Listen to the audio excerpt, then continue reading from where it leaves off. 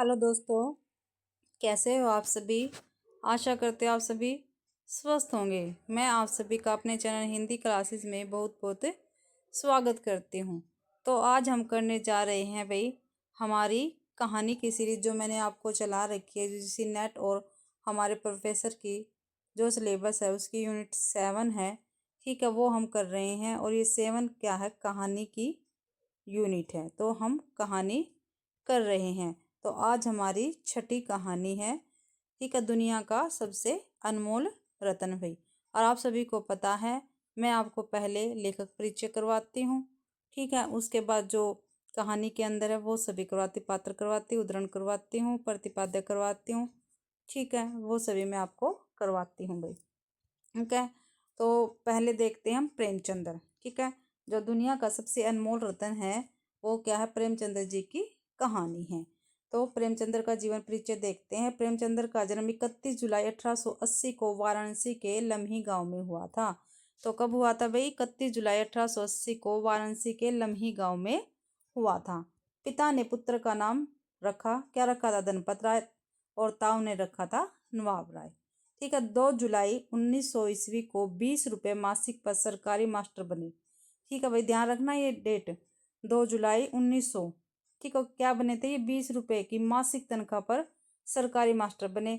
और 1 मई 1903 को उनकी पहली रचना ओलिवर कोमेवल ऊथ उर्दू साप्ताहिक पत्र आवाज ए खिलक में धारावाहिक रूप में प्रकाशित हुई।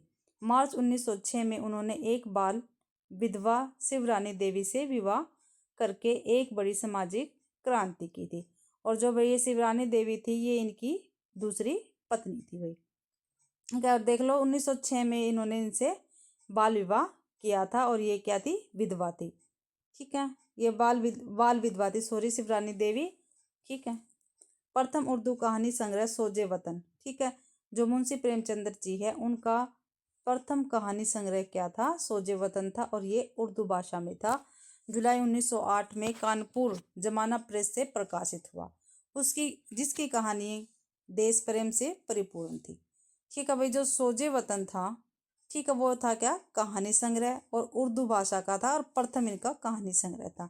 और जुलाई 1908 ईस्वी में कानपुर से जो पत्रिका, क्या पत्रिका का नाम, जमाना प्रेस से क्या है ये प्रकाशित हुआ, जिसकी कहानियां क्या थी, देश प्रेम से परिपूर्ण थी। ठीक है, परिपूर्ण थी। कलेक्टर ने इसकी 700 बची प्रतियों को आग में जलवा दिया। ठीक है, क्या भाई, जो ये सोजे वतन था उस पर राजद्रोह के आरोप लग गए थे, सेडिशन हो गया था। ठीक है, इसलिए उस टाइम जो कलेक्टर था उसने क्या था, इसकी 700 बची प्रतियों को आग लगवा दी थी, यानी जलवा दिया था। इस पर उन्होंने अपने मित्र मुंशी दयानारायण निगम के सुझाव पर अपना छद्म नाम प्रेमचंद्र रखा भी। कई बार पेपर में पूछा जाता भी प्रेमचंद्र नाम, ठीक है, किसने रखा था, तो किसने रखा था, मुंशी दयानंद नारायण निगम के सुझाव से। ठीक है, आगे है, प्रेमचंद्र नाम से उनकी पहली कहानी कौन सी थी, बड़े घर की बेटी, उर्दू मासिक पत्रिका जमाना के दिसंबर 1910 के अंक में प्रकाशित हुई।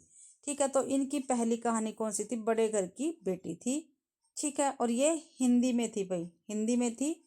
ठीक है, बड़े घर की बेटी। ठीक है, प्रथम कहानी थी। और उर्दू में पूछा जाए तो सोजे वतन था इनका कहानी संग्रह। ठीक है, और ये भी किस में छपी थी, जमाना में छपी थी, दिसंबर 1910 में छपी थी भाई। ठीक है, और जमाना क्या थी, एक मासिक पत्रिका थी, और उर्दू मासिक पत्रिका थी ये। आगे है, उनकी पहली हिंदी कहानी सोत हिंदी की प्रसिद्ध पत्रिका सरस्वती के दिसंबर 1915 के अंक में, तथा प्रथम हिंदी कहानी संग्रह सप्तसरोज जून 1917 में प्रकाशित हुआ। बच्चन सिंह ने पंच परमेश्वर 1916 को उनकी पहली कहानी माना है भाई। ठीक है भाई, बच्चन सिंह ने माना पंच परमेश्वर को, जो 1916 में प्रकाशित हुई थी, उसकी इनकी प्रेमचंद्र जी की पहली कहानी इसको माना है। ठीक है, उन्होंने कुल 15 उपन्यास, 300 से कुछ अधिक कहानियां, जो मानसरोवर के 8 खंड में क्या है प्रकाशित हुई थी भाई। ठीक है, जो मानसरोवर के 8 खंड है उसमें 300 कुछ अधिक कहानियां क्या है प्रकाशित हुई है, और 15 इन्होंने उपन्यास लिखे हैं। 3 नाटक, 10 अनुवाद, 7 बाल पुस्तकें तथा हजारों पृष्ठों के लेख, संपादकीय, भाषण, भूमिका, पत्र आदि की रचना की है। लेकिन जो यश और प्रतिष्ठा उन्हें उपन्यास एवं कहानियों से प्राप्त हुई है वह अन्य विधाओं से प्राप्त न हो सकी। यह स्थिति हिंदी एवं उर्दू भाषा दोनों में ही समान रूप से दिखाई देती है। तो ये था भाई प्रेमचंद्र जी के विषय में। ठीक है, आगे है दुनिया का सबसे अनमोल रतन। ठीक है, आज की कहानी है दुनिया का सबसे अनमोल रतन और ये हमारी छठी कहानी है। कौन सी कहानी भाई? ये छठी कहानी है। ठीक है, तो करते हैं हम। सर्वप्रथम जमाना पत्रिका में प्रकाशित हुई थी। ठीक है, जो दुनिया का सबसे अनमोल रतन है ये जमाना पत्रिका में प्रकाशित हुई थी सबसे पहले। संग्रह सोजे वतन 1908 ईस्वी में पहली कहानी संग्रह उर्दू में था। ठीक है, इसके दुनिया व हुब्बे वतन, सांस्कारिक प्रेम और देश प्रेम। ठीक है, दुनिया का सबसे अनमोल रतन, यही मेरा वतन है, शेख मखदूम, सिल ए मातम, शोक का पुरस्कार। ठीक है, ये क्या है? सभी क्या है? जमाना पत्रिका में प्रकाशित हुई थी इनकी कहानियां। ठीक है, सिल ए मातम, शोक का पुरस्कार। प्रेमचंद्र के इस कहानी संग्रह को ब्रिटिश सरकार ने सेडिशन यानी राजद्रोह का आरोप लगाकर जब्त कर लिया था। भाई किसको किया था? सोजे वतन को किया था। और सोजे वतन में ही क्या था? कहानी थी उसमें दुनिया का सबसे अनमोल रतन। भाई ठीक है, सोजे वतन के अंदर ही ये है, देखो, इश्क दुनिया व हुब्बे वतन। ठीक है, ये भी क्या है? सोजे वतन में थी कहानी। ठीक है, दुनिया का सबसे अनमोल रतन, ये भी सोजे वतन में थी। यही मेरा वतन, शेख मखदूम और सिले मातम। ठीक है, अगला है प्रतिपाद्य। ठीक है, इस कहानी के अंदर क्या कुछ है तो देखते हैं क्या है इसमें। रूपवती, दिलफरेब और उसके प्रेमी दिलफिगार की इस अलिफ लैला के किस्से नुमा कहानी में अंत में देश प्रेम और देशभक्ति की भावना उजागर की गई है। प्रेम के आदर्श स्वरूप एवं पवित्रता का चित्रण हुआ है। ठीक है भाई, देखो इसमें क्या है, एक तो दिलफरेब है जो क्या है, एक राजकुमारी है और उसका प्रेमी है दिलफिकार जो एक गरीब है। ठीक है, जिसके पास कुछ नहीं है। और ये क्या है, अलिफ लैला के किस्से नुमा, जैसी अलिफ लैला थी ना वैसे ये कहानी बनाई गई है। और इसके अंत में देश प्रेम और क्या है, देशभक्ति की भावना की क्या है, उजागर की गई है। और ये क्या है, एक प्रेम के आदर्श स्वरूप एवं पवित्रता का चित्रण करती है। और ये क्वेश्चन पूछा जा सकता है, प्रेम के आदर्श स्वरूप एवं पवित्रता का चित्रण कौन सी कहानी में हुआ है? तो कौन सी में हुआ है? दुनिया का सबसे अनमोल रतन में हुआ है भाई। ठीक है, फिर 3 अनमोल रतन है इसमें कहानी में बताए गए हैं। भाई कौन कौन से 3 रतन हैं वो इसमें बताए गए हैं। तो पवित्र आंसू है सबसे अनमोल, सती की चिता की राख है, देश की सेवा में कुर्बान सिपाही का खून का आखिरी खतरा है। तो ये तीनों भाई अनमोल रतन क्या है, ये कहानी के अंदर आए हुए हैं। जब क्या है, दिल फरेब है अपने आशिक दिल फिगार से कहती है, जाओ दुनिया की सबसे अनमोल चीज मेरे लिए लेके आओ, तब दिल फिराग निकलता है तो सबसे पहले उसको पवित्र आंसू मिलते हैं। ठीक है, जो एक क्या है, जो एक गुनाहगार है, ठीक है, उसकी आंखों से बह रहे होते हैं तो उसको लेके जाता है, फिर उसको दिखाता है भाई ये सबसे पवित्र आंसू है। फिर क्या, सती की चिता की राख मिली। ठीक है, जिसमें जो पति पत्नी जब उसका पति देश की सेवा में कुर्बान सिपाही का खून का आखिरी कतरा। ठीक है, जब दिल फिगार अपने आशिक दिल फरेब से कहती है तीसरी बार तो वो जाता है और हिंदुस्तान की सरहद पर आता है जहाँ पर क्या है, युद्ध चल रहा होता है।